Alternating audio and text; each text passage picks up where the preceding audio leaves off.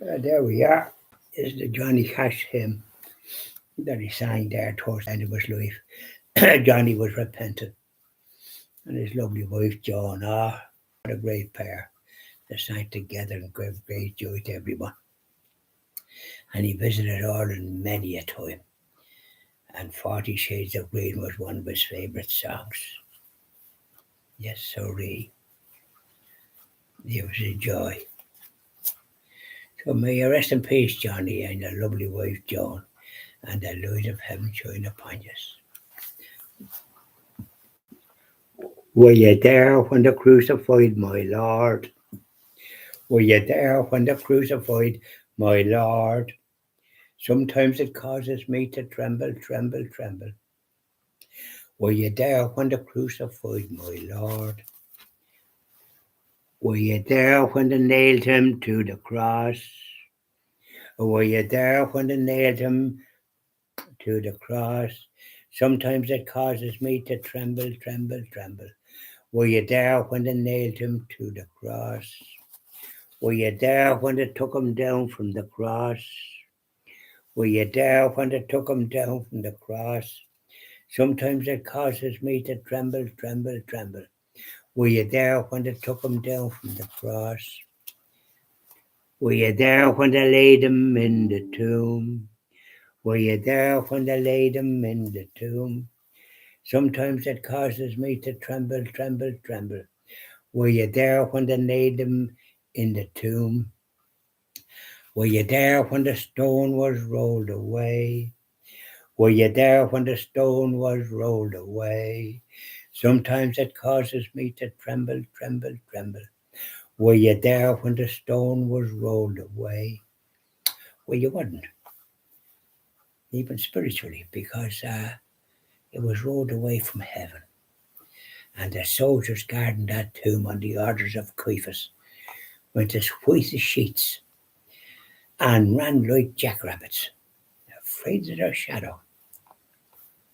And Caiaphas come across them. What are you doing here? Go back and mind that tomb. That's what we're paying you for. Off you go. Oh no, we're not going. That rock was moved away of its own accord from heaven. You go back, Caiaphas, and your cronies, and guard the tomb. Off you go. Oh, well, no. See, there he is. They were fraud. He wouldn't go and guard the tomb with his cronies. Want everybody else to do it. Wasting their time. Jesus had risen from the dead, hadn't he? Yes, sirree. So it says Caiaphas to we better reward you for your experience. The 30 pieces of silver. You ever hear the like? 30 pieces of silver. But we know all about it, don't we? Yeah. And on Easter Sunday, Mary Magdalene, Sunday morning, and the ladies, they were great. The ladies, we have to congratulate them. They did more for Jesus in his hour of need, was the ladies. Yeah. To put ointment on Jesus, and Mary went into the tomb and come out crying. He's not there, she says. His clothes is there, but he's not there. Where have they taken him so we can go back? And the woman was crying too. Yeah, where can we go? And there was a man there, looked like a gardener or something. It didn't pass it. It was Jesus. He says, Mary. Oh, she looked around. Smile creased her face. Go and tell the apostles what you're after saying.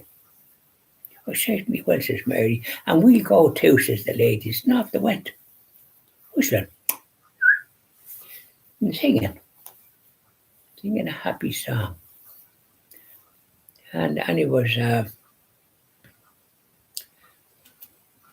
the two disciples on the way to Emmaus, a little village 6 miles from Jerusalem, their faces as long as a wet week, sad. Oh, looked like as if they'd never smile again. And a stranger joined them. He says, "What's wrong with you? Did you see a ghost?" "No, we saw no ghost this day." "And you the only one that doesn't know what happened." "What happened?" says the stranger. "Jesus, our Saviour, was crucified. A terrible death. We don't know what to do."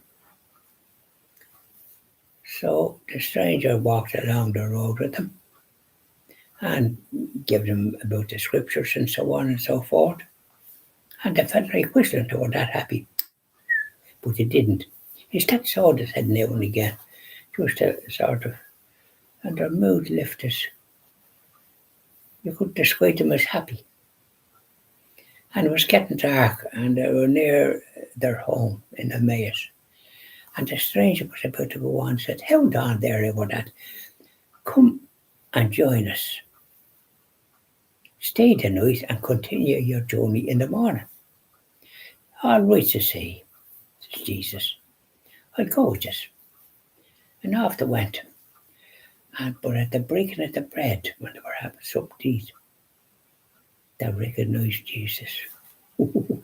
He disappeared. Well, talk about joy. They were smiling. Did you ever see the like of us this day? There's no beat Banniger. We were as happy as Larry.